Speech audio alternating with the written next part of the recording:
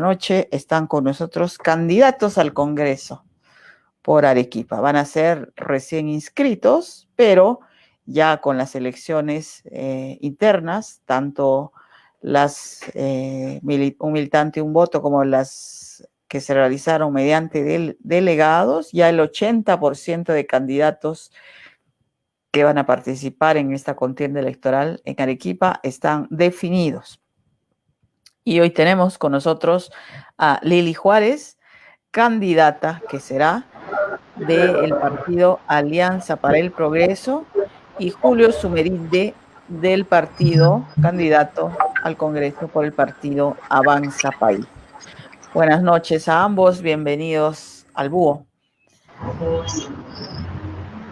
Vamos con la primera pregunta para Lili Juárez de Alianza para el Progreso. El partido Alianza para el Progreso está siendo cuestionado a nivel nacional por haber participado en esta vacancia presidencial, para muchos golpe de Estado, luego por la presencia de el señor Acuña en el Congreso, presidente de la Comisión de Economía, sancionado, y varias de esos casos que se presentan en Alianza para el Progreso. Candidata Lili Juárez, ¿cómo llega usted al partido Alianza por el Progreso y qué siente cuando escucha esas críticas, a veces reportajes, contra los principales líderes de Alianza para el Progreso? Muy buenas noches, gracias por la invitación. Mi nombre es Lili Juárez Salazar, de profesión soy contadora pública colegiada certificada. ¿Cómo llego al partido de Alianza para el Progreso? Yo soy militante, tengo casi 5 años participando acá dentro del partido por la invitación de Alianza para el Progreso y poder participar en las elecciones extraordinarias. Tuve también la oportunidad de participar y ahora es la segunda contienda del 2021 que tengo, ¿no?, de poder participar por Arequipa. En cuanto a la pregunta, me indica sobre la vacancia que se ha ido dando en este tema que ha sido a nivel nacional. Sabemos bien de que realmente lo que ha estado ocurriendo dentro de nuestro país, de lo que se ha estado viviendo, y bueno, en este tema, el líder César Acuña, anticipadamente en redes dijo que no estaba a favor de la vacancia y iba a apoyar al presidente para poder, no era el momento en la situación que estamos viviendo.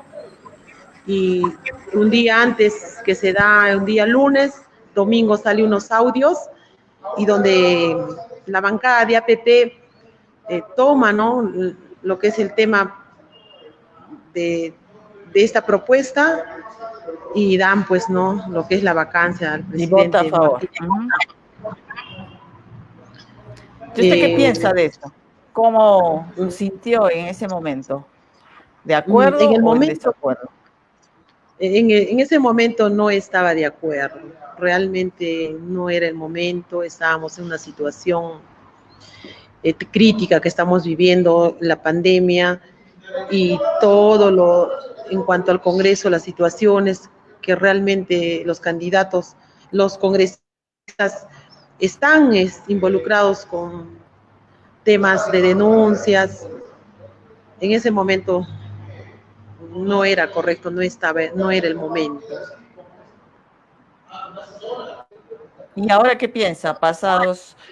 Pasado un mes y alguito más, luego de las marchas, muchos de los que votaron a favor de la vacancia dieron marcha atrás, algunos se disculparon, otros han sido expulsados de su partido, en fin, ha corrido mucha agua bajo el puente. ¿Cuál es su evaluación un mes después de esto? Y sobre todo, de la actuación de su partido.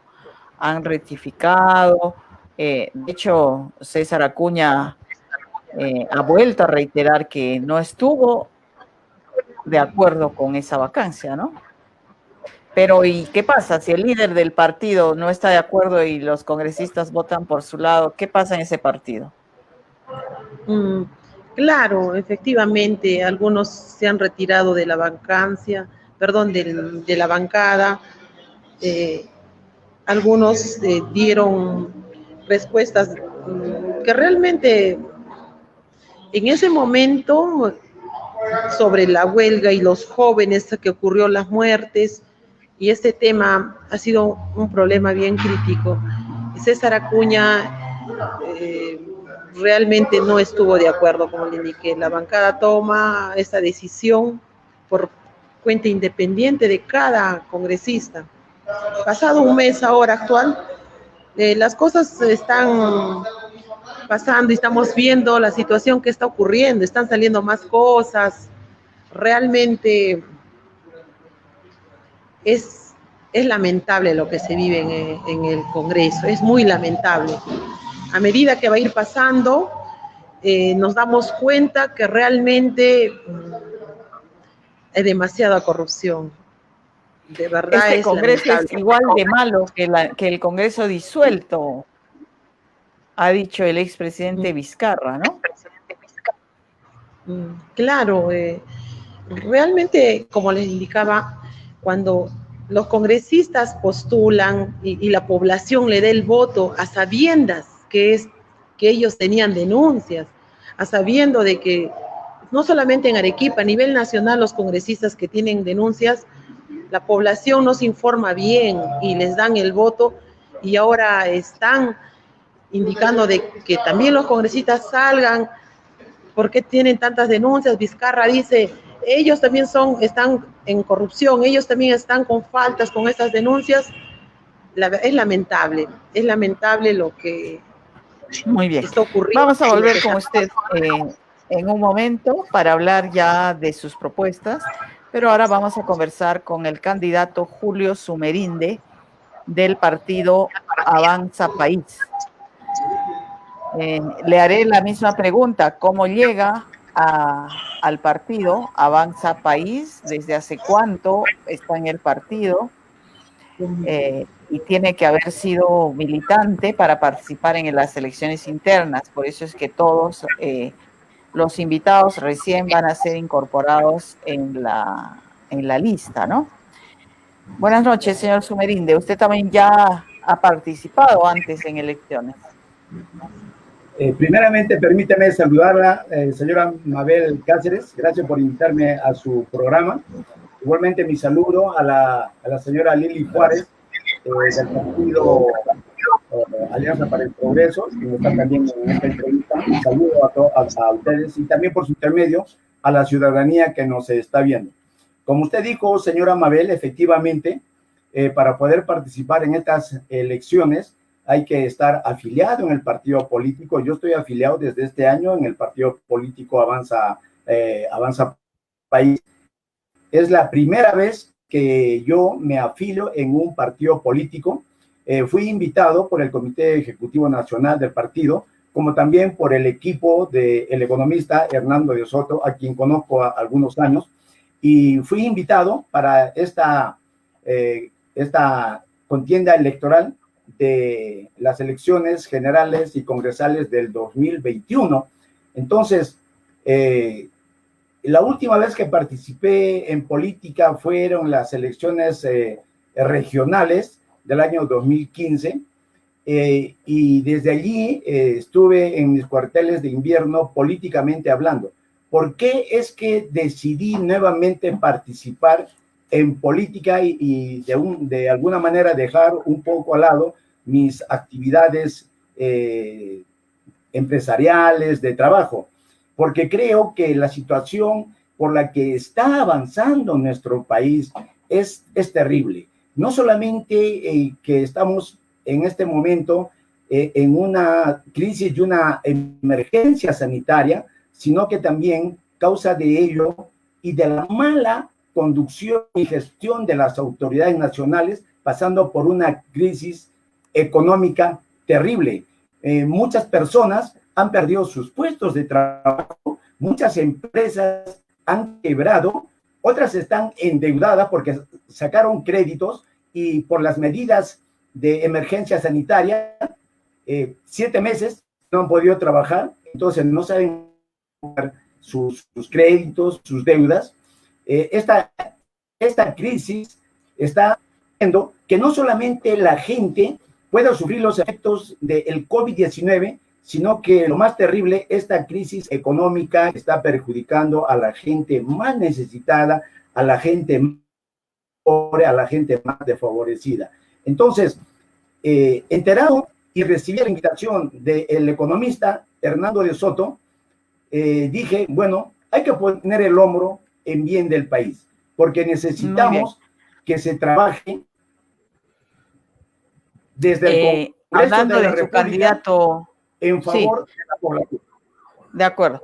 Hablando de su candidato Hernando de Soto, él realmente hace algún tiempo ya está buscando participar en la política peruana, ¿no? Con toda legitimidad, claro, no, ese es un derecho de todo ciudadano peruano, pero más o menos como que compra un partido, una inscripción, en este caso Avanza País. ¿Qué sensación le deja eso a usted? Si bien Hernando de Soto, cuando escribe el libro El otro sendero y hace un análisis de la economía informal en el Perú con un enfoque muy novedoso y es considerado casi mundialmente un pionero en ese tipo de teorías económicas, pasando los años, la verdad es que el señor de Soto confunde la OMPE con la ONP, habla de unas encuestas realizadas por prefectos y subprefectos, que usted y yo sabemos que eso no existe. ¿Qué le está pasando al señor de Soto? Hasta mucho tiempo fuera del país. ¿Cómo lo evalúa usted? Bueno, gracias por la pregunta. Primero, déjeme decirle que no comparto la expresión suya cuando manifiesta que Hernando Soto ha comprado un partido. Eso no es así. Él decidió participar en política porque él tiene una propuesta de lucha contra la pobreza, de formalización de la propiedad y de reactivar la economía, que no encontró un partido activo para poder llevar adelante sus propuestas económicas.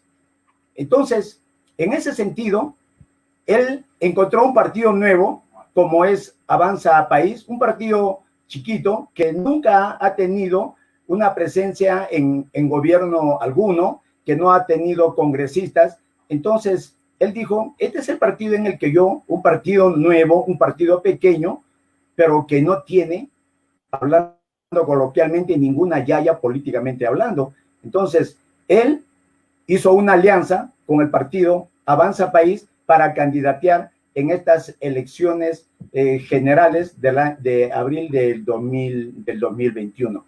Bueno, ahora, antes que me conteste la segunda parte, solo le aclaro, lo digo porque el propio señor de Soto, en una entrevista que le preguntaron por qué partido va a postular, dijo, bueno, yo he tomado las riendas de este partido, lo estoy financiando y yo soy prácticamente, dijo, el dueño del partido, ¿no? El que manda acá. Lo digo por eso, porque además, obviamente, necesita una inyección económica para activarse, como requiere un partido con ambiciones de llevar un candidato a la presidencia, ¿no? Y ser competitivo.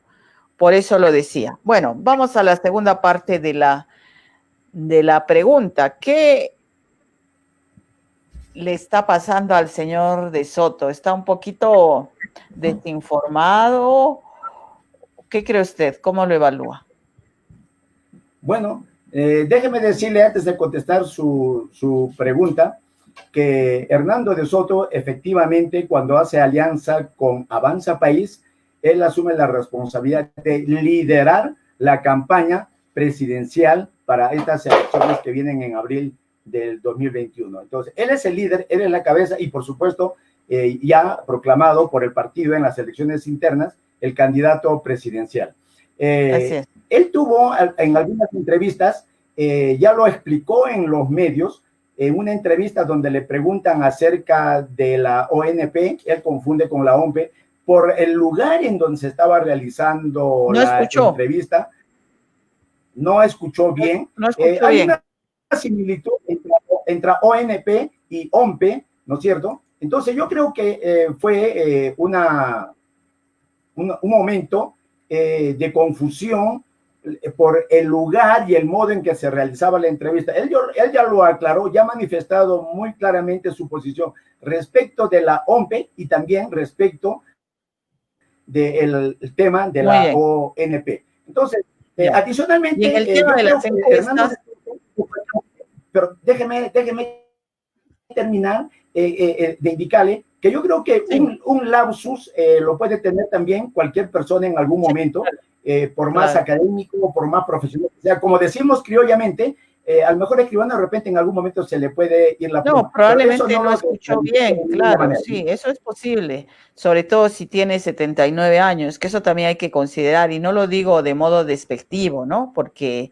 No, al contrario, yo creo que hay que valorar porque en esa edad tiene una experiencia inconmensurable que puede ser muy bien aprovechada en beneficio del país. Ya, y en el tema de las encuestas, ahí sí había un poquito de desinformación, ¿no? No me negará usted eso. Mire, para nadie es un secreto de que el gobierno maneja sus propias encuestas. Entonces, obviamente, el gobierno no va a reconocer eso, como no va a reconocer muchos de los errores y de actos que a veces van contra las propias leyes. Y déjeme, por ejemplo, referirme, en todo gobierno se dan las escuchas telefónicas que los que normalmente practican son los que están en los puestos de gobierno, ¿no es cierto? Entonces, ellos no van a reconocer nunca porque no va a favor de sus intereses. Obviamente, que cualquier medida que ellos manejen internamente las tienen que desmentir. Pero yo creo que las verdaderas... Este gobierno acaba de ingresar y no, en la calle no tiene, digamos, un aparato de inteligencia. Bueno, ok, de acuerdo. Entonces usted sí cree que Hernando de Soto está primero en las encuestas. Yo creo que Hernando de Soto, conforme la gente lo está conociendo, hay cada día más gente que está uniéndose a la candidatura a favor de la candidatura del economista. Muy bien. Hernando. Muy bien, señor Zumerinde. Vamos ahora con la señora Lili Juárez y en esta segunda rueda les voy a pedir a ambos que nos traten de resumir, por favor, porque la hora ya se nos va. Resumido, ¿cuál es su principal visión de los problemas que tiene Arequipa y que como aspirantes a congresistas por Arequipa, ustedes pretenden, quieren, se comprometen a promover desde el Congreso y con las facultades que tiene el Congreso, que son diferentes a las del Ejecutivo? O sea, por ejemplo, no pueden prometer obras, dineros, temas de gestión, ¿no? Pero sí en cuanto a leyes y en cuanto a promover fiscalización también, ¿no es cierto? Y representar intereses o de grupos de la población. No me refiero a grupos pequeños, sino pueden ser diferentes expresiones de necesidades de la población. Señora Lili Juárez.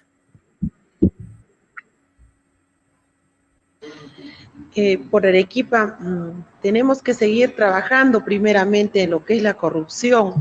Sabemos bien que esto de la corrupción ha ido creciendo demasiado y tenemos que seguir fortaleciendo porque realmente esto es muy importante por la corrupción es lo que viene ahorita la pobreza, por la corrupción estamos pasando todas estas problemáticas que realmente no solamente es en Arequipa, es a nivel nacional. Es lamentable que en la pandemia, en plena pandemia, haya ocurrido tanta valorización mediante los ministerios.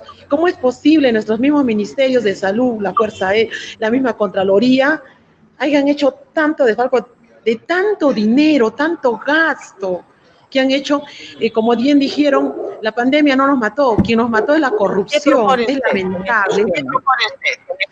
Hay que seguir trabajando en esta propuesta de las leyes, cambiar y modificar para poder cambiar estas leyes a nivel nacional y Arequipa, porque lamentablemente lo que pasa aquí es que el Poder Judicial también es muy lentos están las denuncias, esto de las autoridades, todo lo que está ocurriendo lento.